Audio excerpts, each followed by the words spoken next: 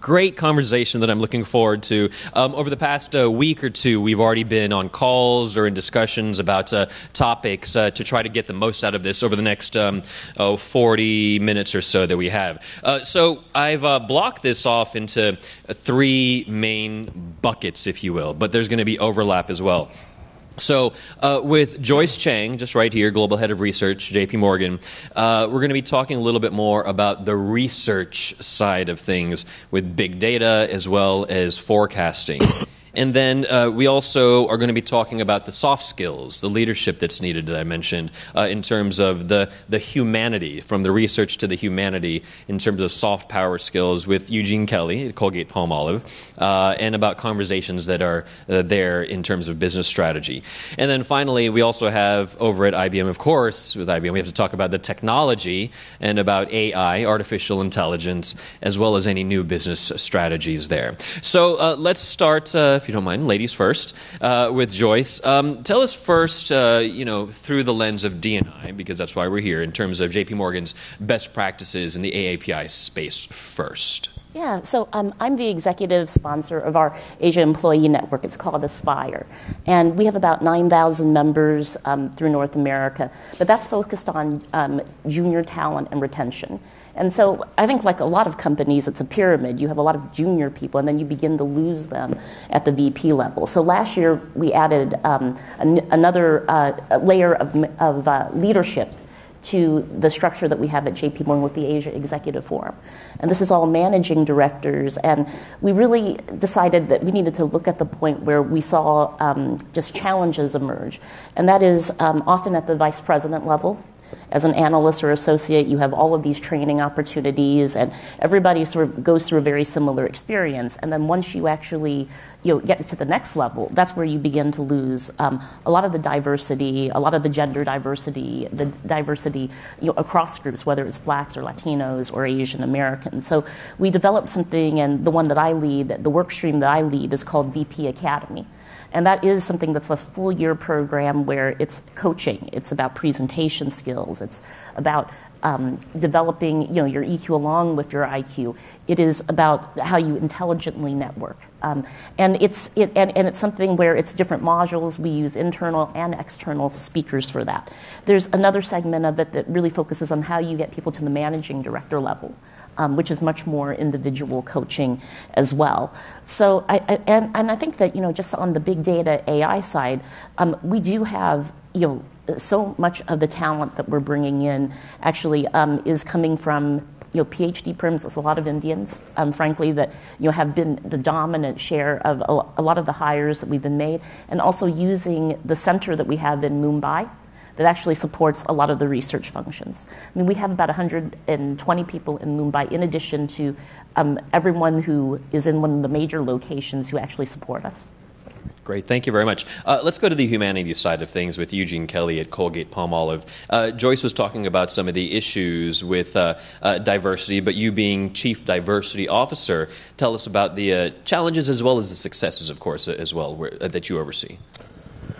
Well, one of the big challenges for us is our structure and how we are laid out as a company from an employee standpoint, right? So 35,000 employees worldwide, a mere 5,000 of them are here in the U.S.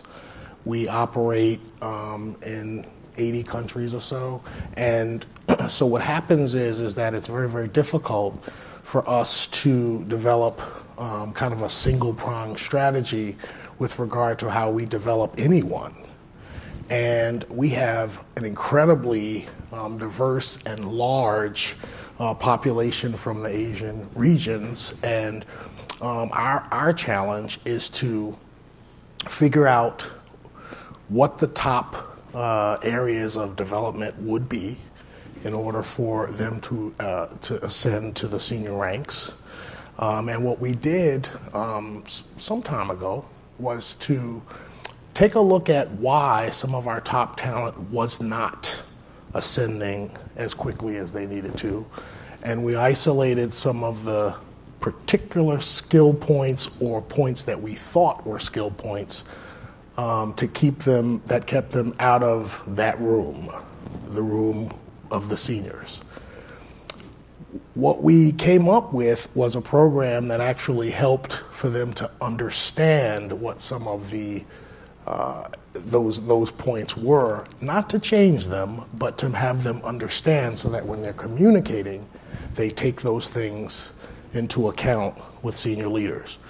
But what we also did was we looked at ourselves and we said, wait a minute here. Maybe there's something that needs to be adjusted on our part. I think that's probably the key that we don't think about enough as corporations. Rather than always asking people to change or adjust we should take some of the skill sets that made them who they are and how successful they are, and frankly, what it is that they're doing to drive the business success, and account for it, and then maybe we should change. So one of the things that we have a formal program that we do within our succession that target certain things, certain items culturally, right? And then we understand them, we determine if we need to adjust, and then we go forward. I think that in a nutshell, that would be the best practice, right? Because it helps us to not only understand our most talented people, all people, but also to really adjust where necessary, because the workforce is changing, the world's changing, the marketplace is changing. Great. Thank you. And we'll delve more into those programs that you just mentioned there, including, I understand, MindSpark, right? Mm-hmm. Sadat, to you in terms of AAPI programs at IBM, when I think of technology, I think of it as a possibility for it to democratize and to level the playing field. Mm. Would you agree with that? How does IBM tackle AAPI initiatives? That's a great question. And I am a people analytics leader with responsibilities primarily around leadership, learning, inclusion, and employee engagement. And I'll take the democratization idea as it relates to employee engagement because it's kind of an overarching concept. And we've tried to give our employees as much voice as possible, creating a culture of trust and feedback. So we have, like many companies, the annual traditional employee engagement survey. It's a census survey. All employees are invited. We also have what we call periodic mini pulses to get an understanding of, how the actions that leaders are implementing are making a difference or not. But in addition to that, and this is where the AI part comes in a little bit, we have a social media platform called IBM Connections, which we also happen to sell as well. But it really is kind of consider it like Facebook for the enterprise. And I know Facebook already actually has a product like that recently launched. But the idea here is that the social platform is really a microcosm of the organization, and we're about 400,000 employees. You don't need everyone to participate to get an understanding of how things are going.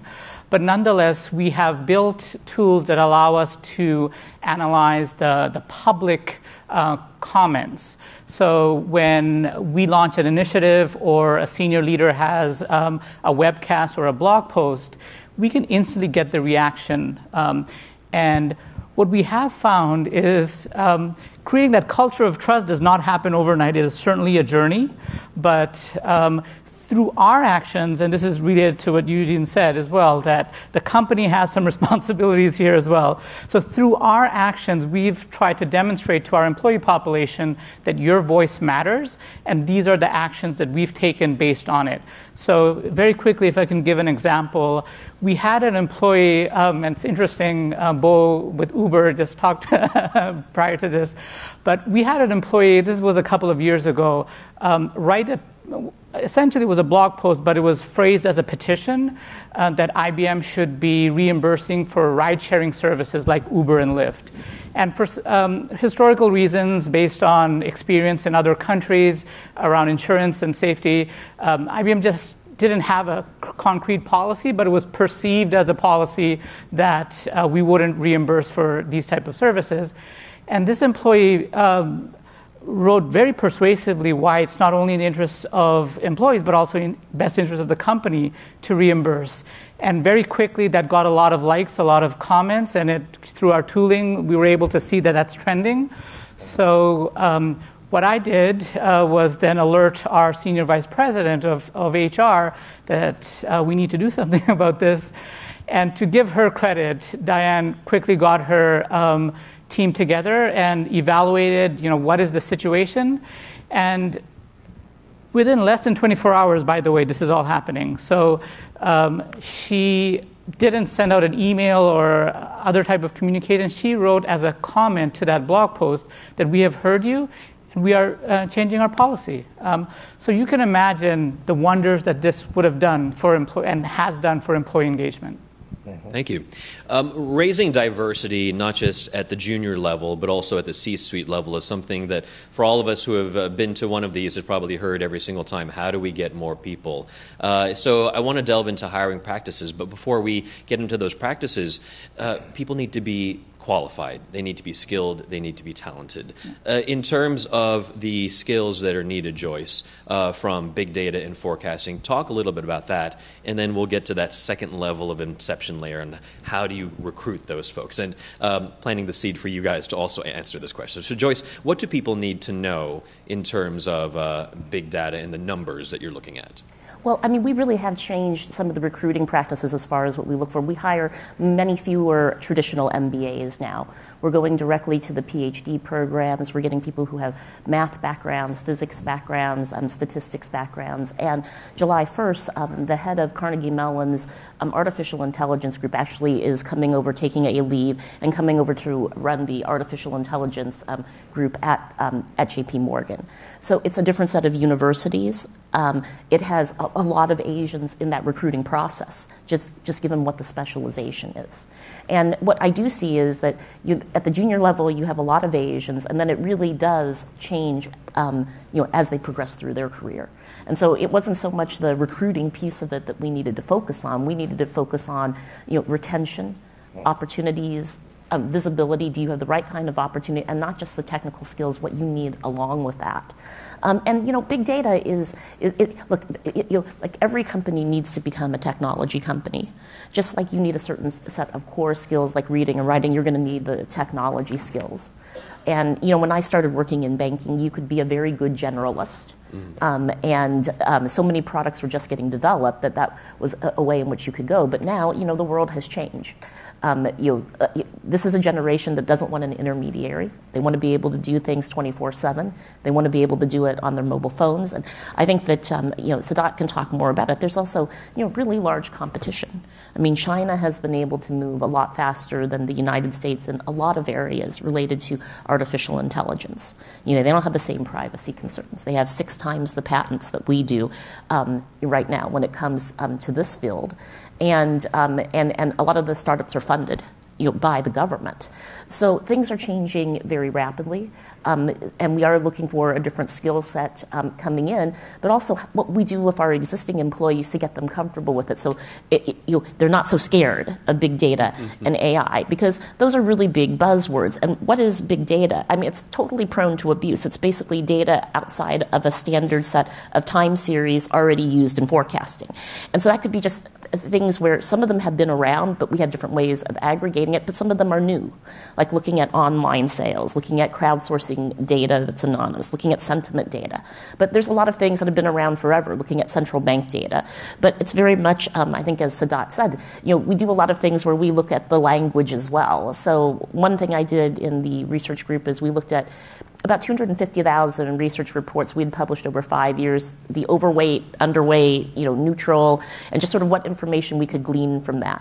When we put out reports, we actually do try to get the impressions, how many are favorable, how many of them are negative right now.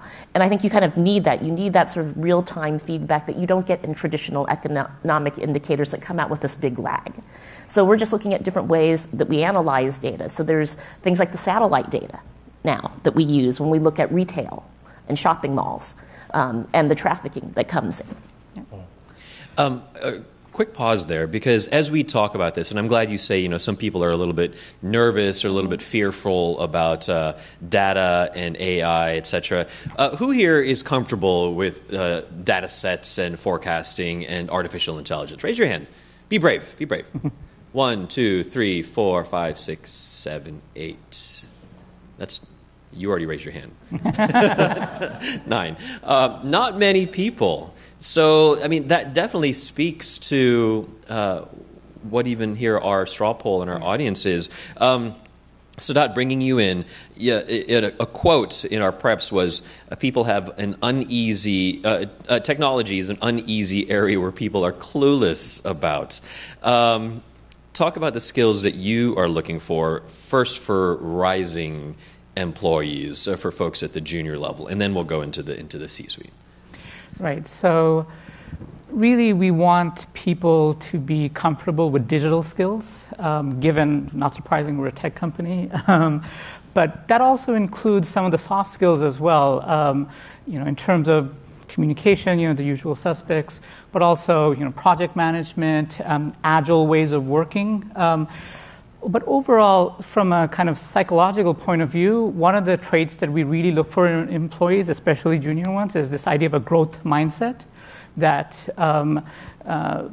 given whatever challenges or projects that are provided, that they can view that as an opportunity, as a challenge to grow and to develop skills. So in addition to certainly there's the basic requirements that we have, but overall I would say it's really that growth mindset that really sets someone apart from other candidates. I guess couching it in another way is the ability to learn and the desire to learn as well. Absolutely. Not just being a rote 9-to-5er clocking in, clocking absolutely. out there. One thing is that you have the AI University as well, which is an ongoing learning program. Absolutely. So given IBM's role, we do see ourselves as kind of a corporate steward for responsible use of AI. And we can't have a discussion. Anytime I talk about AI, the next question that I get is about, okay, what are going to happen to jobs? And what we tend to say is, how many jobs get displaced? I think that's not the important issue. The real thing, as our chairman and CEO, Jeannie Remedi, like to say, is that 100% of jobs will change. That's the world that we live in. And as stewards of AI, we also have a responsibility for training and upskilling and reskilling our employee population. And not only our employee population, but also those potentially coming in. So we have partnerships with schools. There's the P-Tech program where what we're calling white collar, new collar. So as opposed to like the tech folks who are considered white collar, these are people in kind of more vocational educational settings, and they work with IBM and get a degree in 2 years as opposed to a 4-year college degree, and then come and work with us. So that's how we're trying to be stewards of this new and sometimes very scary era of AI. All right. It's also, in a way, staying relevant and also trying to reinvent as you go along in your own career path.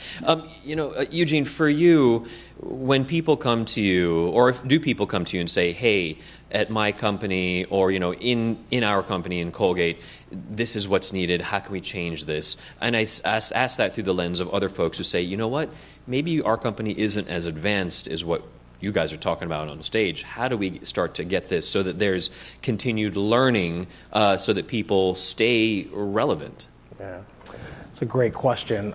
It's very applicable to Colgate too, because we're a 200-year-old company that has been successful, wildly successful in our industry. And sometimes you get to a point where you hit a bump, right? Competition from a technology standpoint supersedes you. And so what we did a survey, we did a global employee pulse survey, and what we learned, one of the things we learned is that our employee base in terms of their thinking is changing at all levels. They want more technology. They want, really interestingly, to be able to be more in control of their career from a learning standpoint, right? Instead of having to go through down a certain path for a particular job, they want to be able to expand their options and learn about things that they may not have responsibility for. And so that helps us with our business acumen in general, right? It helps us to have an employee base all the way down to the lowest level that is very, very educated about what we have to do to compete, what we have to do from a technology standpoint, and what we have to do, probably most important, from a leadership standpoint. So I think we talked a little bit about MindSpark. The first thing, the thing that came right after that was this launching of a coaching culture. The highlighting of everyone is a leader, everyone can coach, and everyone can be coached. And we asked everyone to kind of take their bull by the horns and determine who it was that they could coach and what it was that they wanted to learn and who it was that they would learn it from. Okay, and so it's not training, it's coaching. It's going to someone that you understand is talented or good at something and requesting to spend some time with them and to ask them some questions and have some dialogue. So then we took it a little bit further, a lot further, in terms of a platform through our learning management system called MindSpark. And, it's kind of, maybe Facebook-ish, but it's not really. You are able to follow people, leaders, whoever they are. You are able to, post information. What we're finding is that we're learning a lot from the employees, from the scientists, and from the technicians and the people who actually have these great ideas in their head but didn't have anywhere to put them. And each person can create his or her own stream of information that leads to input or comment or external connection to data. And we launched it in January, Alex, and it's still early, but it's incredible. I mean, just the groundswell of information, and more importantly, the groundswell of collaboration. People are reaching and following leaders that they would have never had access to. And the leaders are talking to them where they would have never gone to the 11th floor to have access to them. So it really opens up access to information, collaboration. These are really, really good, important skills for us to grow. Leadership, and lastly, business acumen. And we are opening a stream in the MindSpark area around unconscious bias, around general diversity topics that people want to talk about. That's probably, from a poll standpoint, the one thing that our company, very conservative, has had to adjust on. What we've had to adjust on is we cannot expect, with all that's going on in the world and communities or what have you, for people to check their worries at the door and to say, don't talk politics, don't talk this, don't talk that when you get to work. You spend most of your day at work, for God's sakes. And for us to improve people's awareness around diversity and each other and cultures, we have to create a forum and a comfort for people to talk about these things and what they're worried about and how they feel and what about you, what's happening in your house, with the caveat that it must be respectful dialogue. So in order for it to be respectful dialogue, you have to kind of, I think, set some parameter. But these are some things that, everybody has to be technically sound, right? But these are some things that I think help our people come in more engaged. All right, great. All right, so in terms of, that's looking into the companies and trying to address those things. One thing especially, both for you two, is about how your information gets consumed on the outside in order to make sure that your companies are listened, watched, and your data is actually consumed. And this is also changing here in terms of it going more digitally. If you could speak to the changes that you're seeing first, so that our attendees here can clue in themselves to bring back to their companies. Yeah.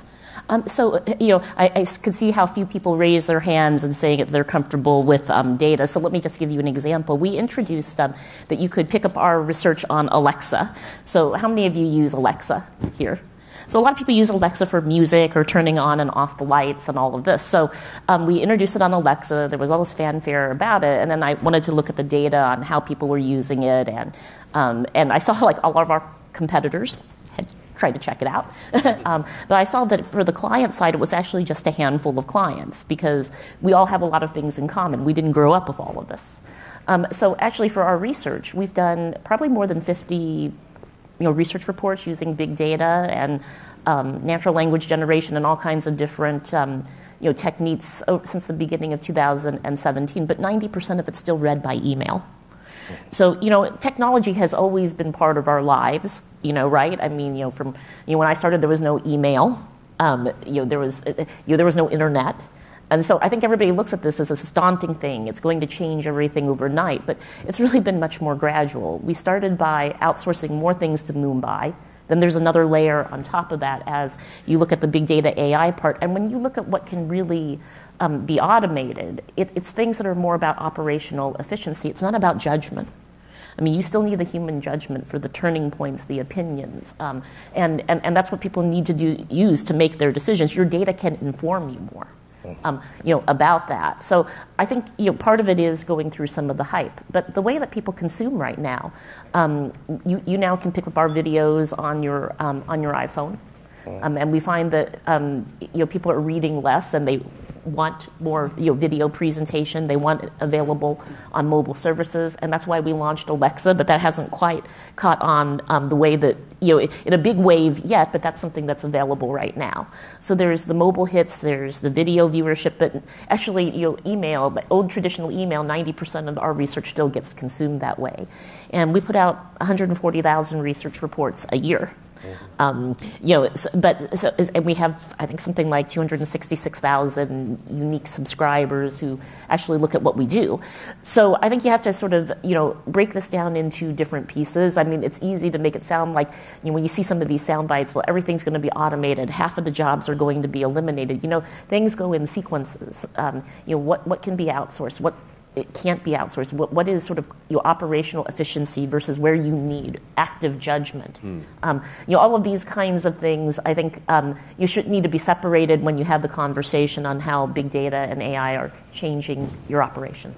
It's really interesting about Alexa. I didn't think about the consumption there, but I don't know if you know the answer to this, but I feel if you ask, hey, Alexa, give me big data on XXX, whatever, is that too smart for Alexa / do I want to hear, well, Ramy, this is what we talk about here, It was really funny. I'll give you an Alexa anecdote. Sure, so, all right. Alexa is made for people with an American accent, right, for recognition. So most of the people who program it are not Americans.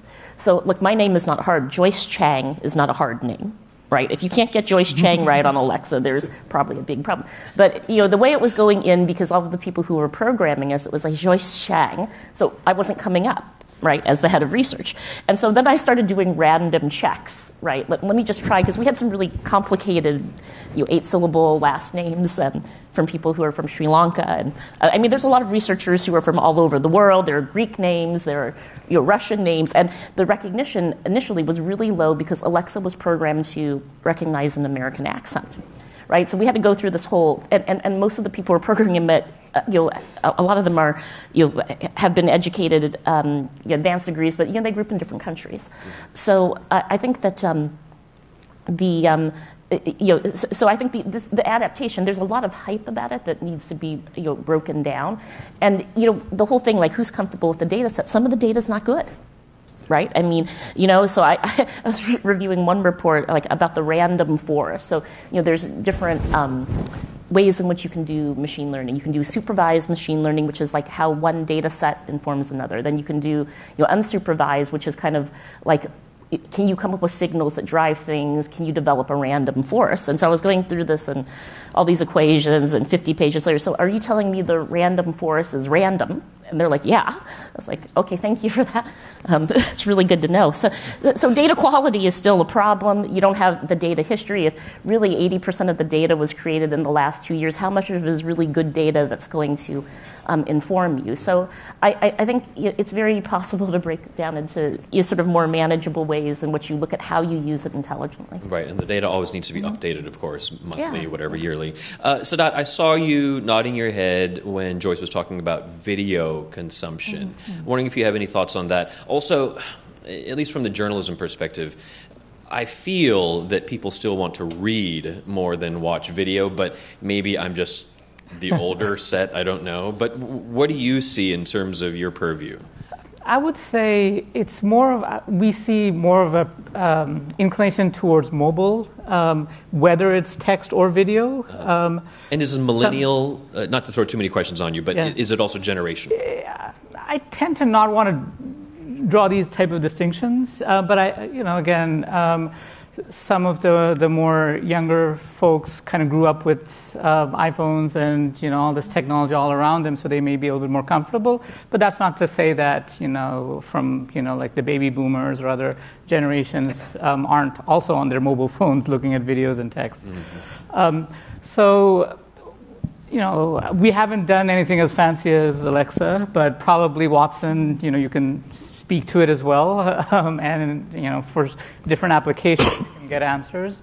I did really like the point that you brought up about Joyce, that you mentioned about the training and sometimes the bias that it couldn't recognize your name, for example, and that's really an important point about AI, that we think that AI can reduce bias by being more objective in terms of the data. There's also the fact that a lot of our AI algorithms rely on large data sets that are sometimes primarily been trained on a specific type of gender or race. And there's this idea of algorithmic transparency. A lot of AI algorithms are actually black boxes, deep learning, neural networks. The most advanced AI algorithms are really hard for a human to kind of make sense of. And we need to be more transparent about how these algorithms are informing decisions about people, about hiring, about promotions, and so on. So that's something that we're trying to deal with at IBM, but it's a journey, it's early stages, but it's really important to get that right. Eugene, I know this is about consumption and you're more inward-looking for diversity within the company, but I wanted to give you an opportunity to weigh in on this if you have any thoughts as well. Oh, yeah, I do. I have a major concern about the over-reliance on AI from a human, people, diversity standpoint.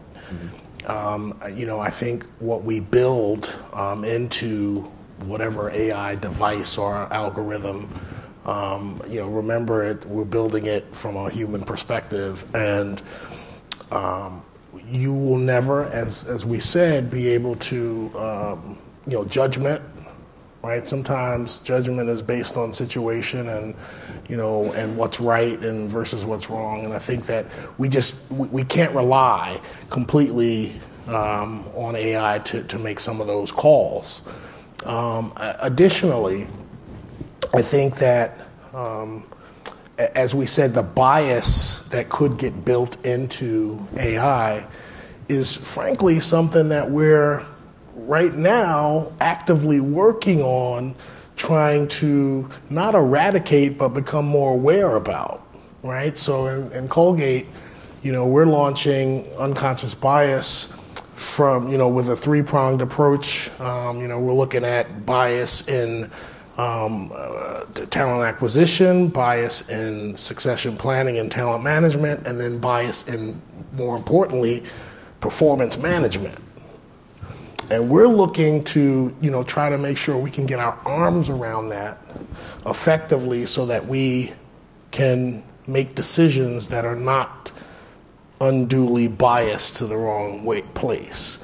And so my concern around AI is that, we're excited about it as human beings are excited about it, but many of us are scared of it because human beings are human beings, and that's how we get some of the things done. That's how we make decisions. That's how we determine what's right, wrong, helpful, or not. So that's just my take from a HR standpoint. And Joyce, on our call, that actually speaks to what you were saying about how we still need human minds, human analysis in order to make sure that the data that we see is actually interpreted well. Right. So much of life is a judgment call, right? I mean, so you can get more information. So now you can get more information and you can get it faster and you can get it in different formats. So think about it like a traditional economist. I'm waiting for non-farm payrolls to come out, and it's this lag data. So now you have more sort of data points, but the turning points, the opinion,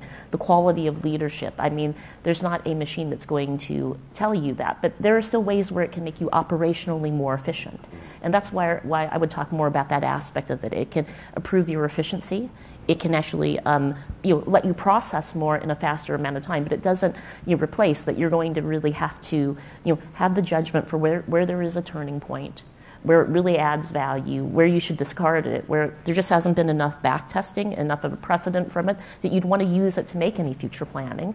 Or when it is one interesting data point amongst the 100 things you may be looking at, but it's not necessarily a dominant data point. So job safety, because everyone also is wondering that, is in analysis and opinion leadership perhaps? What I do worry about is that in a lot of jobs, like if you look at financial services, we look at this for things like, there are robo-advisors, there's like sort of voice-based commerce and, customer behaviors, there's chat boxes for customer services. But, what things can really be completely automated? Right. I mean, and when has it gone too far? And when is it really just a frustrating client experience if you can't make a connection point for somebody who can really understand what your problem is? So there are ways to, we've always used technology to make us more efficient.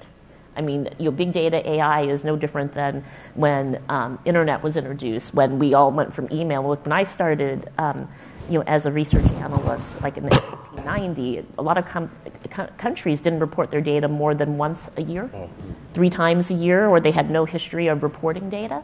And certainly you didn't have computers and all of this. So I think this is like many other transition points that we've had, but there's probably more hype each time this happens because everybody's trying to figure it out and then just settle in, how am I going to use it the most intelligently and effectively? All right, thank you. I want to leave some time for questions, but before I do, I think a conversation about technology and digitalization would not be complete without wrapping in the Asia-Pacific aspect of things. As many of you know, or if you don't, the Made in China 2025 initiative, where Beijing is trying to make sure that it is self-reliant on its own technologies, its own IP, or IP that it gets from other places, in terms of being the place, so it's not relying on, say, Silicon Valley. Is the United States, in your guys' opinions, at a crux where it might be behind the curve, where China or other countries might, maybe in the next few to several years, really be number one and in dominant position, where people here really need to get on their game? You smiling, Sadat?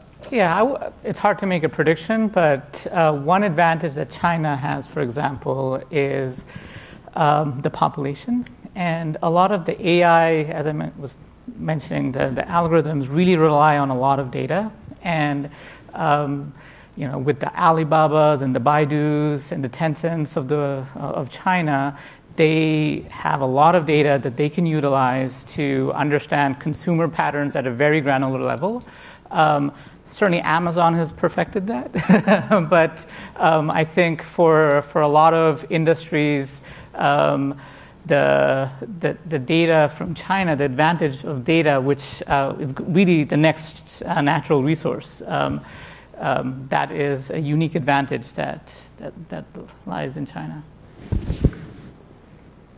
Either of you want to weigh in on this? Yeah, no, I mean, I have to completely agree with Sadat, and we probably look at some of the same things. I mean, if you look at just the amount of transactions that they did online, it exceeded like China's GDP. Mm-hmm. So just the data set that they have to look at, but they're also organizing it in a more centralized way, which a democracy cannot do.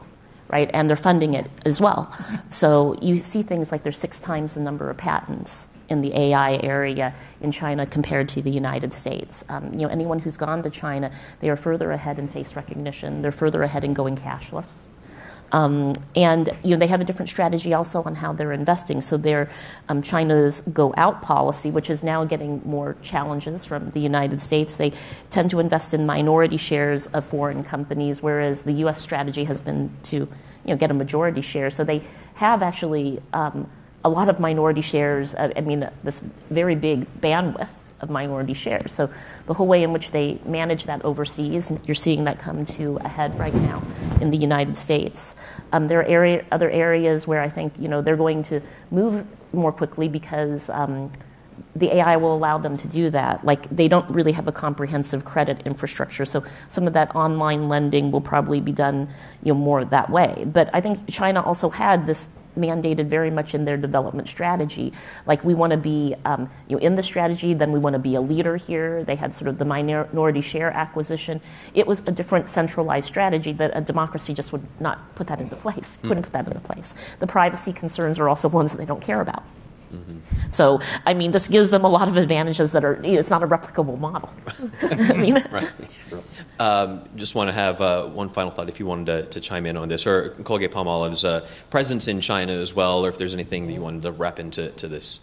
Well, again, I think we frankly benefit from being, physically in a number of these regions, mm-hmm. and that's been one of our strengths as a corporation, is that obviously being present in those parts of the world help us to understand what's going on, what's driving the marketplace, and frankly we actually have a process called our Global Innovation Fund process, whereby anyone could make a recommendation or